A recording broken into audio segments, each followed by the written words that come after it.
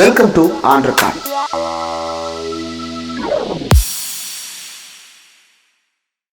Welcome to on record. இன்றைக்கு நம்மோடு நேர்காணலுக்காக சிறப்பு விருந்தினராக மூத்த பத்திரிகையாளர் திரு ஆர்கே அவர்கள் இணைந்திருக்கிறார். அவரோடு பேசலாம். சார் வணக்கம். வணக்கம்.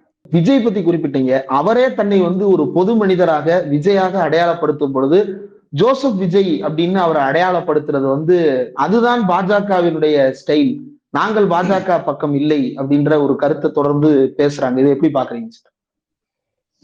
ஜோசப் விஜய் ஜோசப் விஜயா காமித்துக் கொள்ள மாட்டேங்கிறாரு. அவர் விஜயா காமித்துக் கொள்கிறார். அது நிச்சயமாக அவருடைய சினிமா வாழ்க்கைக்கு நன்றாக இருக்கும். ஆனால் அது அரசியல் வாழ்க்கைக்கு நிச்சயமாக நன்றாக இருக்காது. நீங்க ஜோசப் விஜயானா விஜயானா உங்களுடைய கொள்கை என்ன, கோட்பாடு என்றதான் பார்ப்பார்கள். ஆனா இதுவரை ஏமாற்றம் தான்.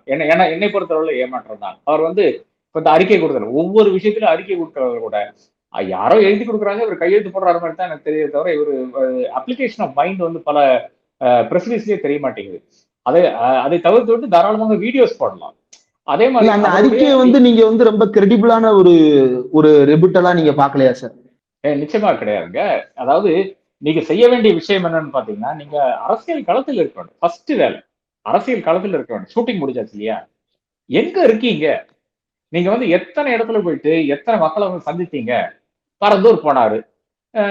அப்கோர்ஸ் அங்க மக்கள் சந்திக்க முடியல. ஆனா பெரிய ஒரு சலசலப்பு அங்க வந்துச்சு. அப்ப இந்த மாதிரி ஒவ்வொரு இடத்துலையும் சென்று நின்றா தானே, ஒவ்வொரு இடத்துலயும் பிரச்சனை இருக்கு. அங்க போய் சென்று நிக்க வேண்டும். நீங்க அது நிக்க மாட்டேங்கிறாங்கல்ல.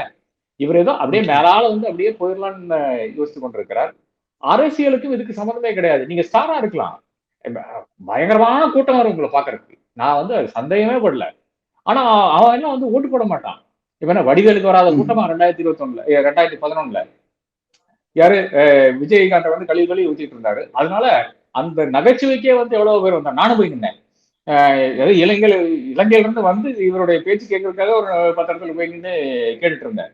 அப்ப இத்தனை நபர்கள் நிற்கும் போது ஆஹா இதுல ஒரு பாதி கன்வெர்ட் பண்ணாலும் கூட நான் பெரிய தலைவன் ஆயிடுவேன் என்ற அந்த யோசனை விஜய்க்கு இருக்கலாம். அதுக்கு மேல பிரசாந்த் கிஷோர் ஃபுல்லா ஸ்க்ரூ பண்ணி விட்டு போயிட்டாரு, ஃபுல்லா ஏத்தி விட்டு போறாரு. அப்ப இதெல்லாம் காரணங்களாகத்தான் இப்ப விஜய் ஏறத்தால ஒரு லார்ஜர் தன் லைஃப் ஃபிகரா அவருக்கே தோன்றாருன்னு நினைக்கிறேன். அரசியல்ல அது பெரிய ஒரு தவறு. You should always think you're the underdog. இவருக்கு அந்த அண்டர்டாக்ன்ற இமேஜே கிடையாது இல்லையா? ஏதோ நாளைக்கு அதிகாரத்துக்கு வர்றாருன்னு தான் அவர்களுடைய நபர்கள் பேசிக் கொண்டிருக்காரு. அது ஒரு கல்ட்டாகத்தான் இப்ப மாறி இருக்கிறது. அப்ப அது ஒரு கல்ட்டுக்கு அரசியல் கட்சிக்கு பெரிய வித்தியாசங்கள் இருக்கிறது. இன்னைக்கு பாஜக கூட நான் சொல்லுவேன் கல்ட்டு கிடையாதுன்னு சொல்லுவேன். RSS ஒரு கல்ட்டா இருக்கலாம், ஆனா பாஜகவை பொறுத்தவரை அது கல்ட்டு கிடையாது. இன்னைக்கும் எத்தனை நபர்களுடைய என்னென்ன சொல்கிறார்களோ அந்த கருத்தையெல்லாம் எடுத்துக்கொண்டுதான் பயணிக்கிறது. இன்னைக்கும் அரசியல்ல அவங்க பின்தண்டமே கிடையாதுங்க. இன்னைக்கு மணிப்பூர்ல அவர் ஏறத்தால கவர்மெண்ட் ஃபார்ம் பண்ற இடத்துக்கு மறுபடியும் கொண்டு நிறுத்துறாங்க. அடாவடித்தனம் எல்லாம் இருக்கட்டும், பட் அந்த அளவுக்கு மக்களோட பேசினால்தான் அந்த அளவுக்கு நீங்க அங்க அரசியல் செய்ய முடியும் மணிப்பூர் மாதிரி. அதே மாதிரி இன்னைக்கு அவசர காலத்தினுடைய 50th ஆனிவர்சரியில இன்னைக்கு அவர்கள் ஒரு செஷன் அரேஞ்ச் பண்றாங்க. எவ்வளவு யோசித்து ஒரு கட்சி பயணித்துக் கொண்டிருக்குன்னு இது ஒரு நபர்னாலேயோ 2 நபர்னாலேயோ யோசிச்சால் இதெல்லாம் நடக்காது. இதுக்கு ஒரு பெரிய ஒரு குழுவே இருக்க வேண்டும். அவர்களுக்கு நீங்க செவிசாய்த்து நடக்க வேண்டும். அது விஜய் கிடையாது. அப்ப அங்கதான் விஜய் தப்பு பண்ணாரு. பல அரசியல் கட்சிகளுக்கும் அதான் பிரச்சனையாகுது. அதுதான் அன்புமணியினுடைய பிரச்சனை கூட என்று நான் கருதுகிறேன். இப்ப நிறைய பியூரோக்ராட்ஸ் உள்ள வர்றாங்க. அவங்க அவருக்கு 800 டேஸ் பண்ண மாட்டாங்களா சார்? பியூரோக்ராட்ஸ் நீங்க ஒரு ஆர்டர் கொடுத்தா அவன் இம்ப்ளிமெண்ட் பண்ண போறான். அதான் அவங்களுக்கு தெரியும். அட்மினிஸ்ட்ரேஷன் தெரியுங்க, அரசியல் தெரியாது. அரசியல் தெரியாதுன்னு கிடையாது, அரசியல் அவங்களுக்கு புரியாது. ஏனென்றால் அவங்க அந்த ஒரு டைட் ஜாக்கெட்லயே நடந்தவர்கள். அவர் வெளியிருந்து பார்க்கும்போது ஒரு பியூரோக்ராட் தாராளமாக சொல்லலாம், இதெல்லாம் ஜுஜுபிங்க நாங்க டப்புன்னு செஞ்சுட்டு போயிட்டே இருப்போம்ட்டு. ஆனா ஐடியாஸ் கொடுக்கலாம். அதாவது எந்த மாதிரி திட்டங்கள் தீட்டலாம், என்ன மாதிரி விஷயங்கள் செய்யலாம், இதெல்லாம் மக்களுக்கு பிடித்தமா இருக்கும், இதெல்லாம் செய்தால் பிரச்சனைக்கு ஒரு விஷயம், இதெல்லாம் ஒரு பியூரோக்ராட் சொல்லலாம். ஆனால் பொலிட்டிக்கல் கால் என்று ஒன்று இருக்குங்க. அந்த பொலிட்டிக்கல் கால் அரசியல் தலைவர்களால, அரசியல்வாதிகளால் மட்டும்தான் எடுக்க முடியும் தவிர ஒரு கெரியர் பியூரோக்ராட்டா இருந்த அவர்களால முடியவே முடியாது. அரசியல் முடிவு அப்படின்னு சொல்றது மக்களை சந்திக்கிறது அப்படின்றத உங்களுடைய முந்தைய பதில இருந்து நான் புரிஞ்சுக்கிறேன் சார்.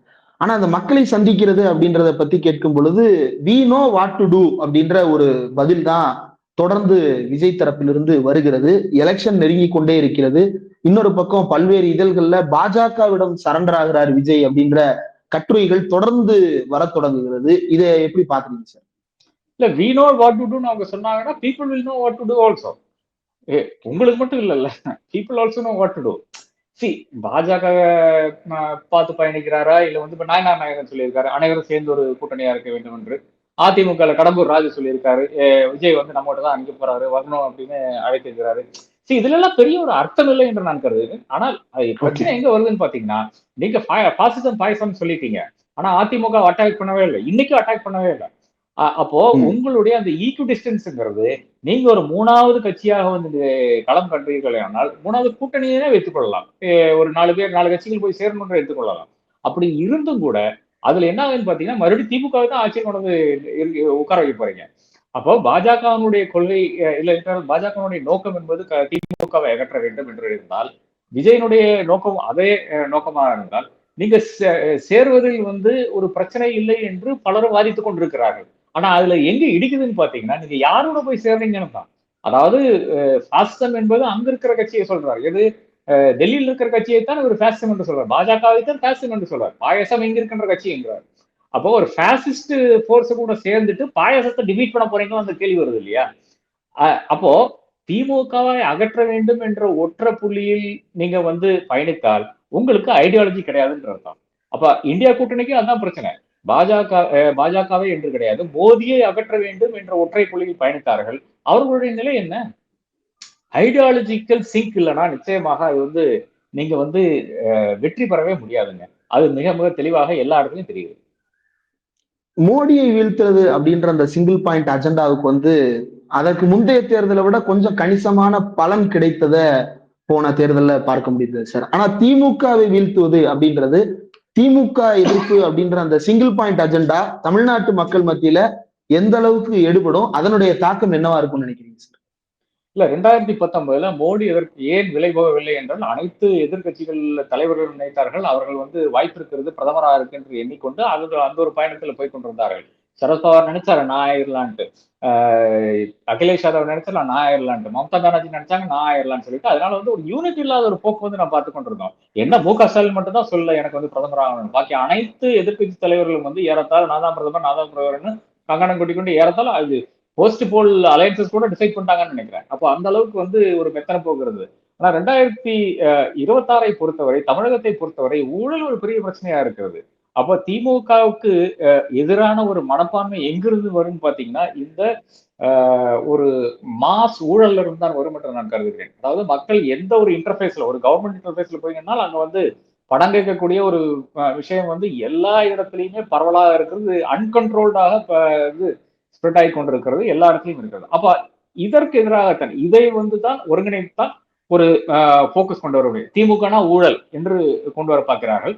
அதற்கு ஏதுவாகத்தான் இந்த இடி ரைட்ஸ் ஆனாலும் சரி பாக்கி இருக்கின்ற ரைட் எல்லாம் நடந்து கொண்டிருக்கிறது. அதாவது திமுகனா ஊழல் கட்சி கீழே மட்டும் கிடையாதுங்க, மேலே அப்படித்தான் இருக்கிறது. அதை வந்து எஸ்டாப்ளிஷ் பண்றதுக்காகத்தான் இந்த பிஜேபியினுடைய ஏஜென்சிஸை வைத்துக்கொண்டு பிஜேபியினுடைய ஏஜென்சிஸ் டெலிபரேட்டாக போகிற அரசாங்கத்தினுடைய ஏஜென்சிஸ் கிடையாது. இன்னைக்கு வந்து எல்லாமே பிஜேபியினுடைய ஏஜென்சிஸா மாறிட்டு ஏஜென்சிஸை வைத்து ரைடு செய்து கொண்டிருக்கிறார்.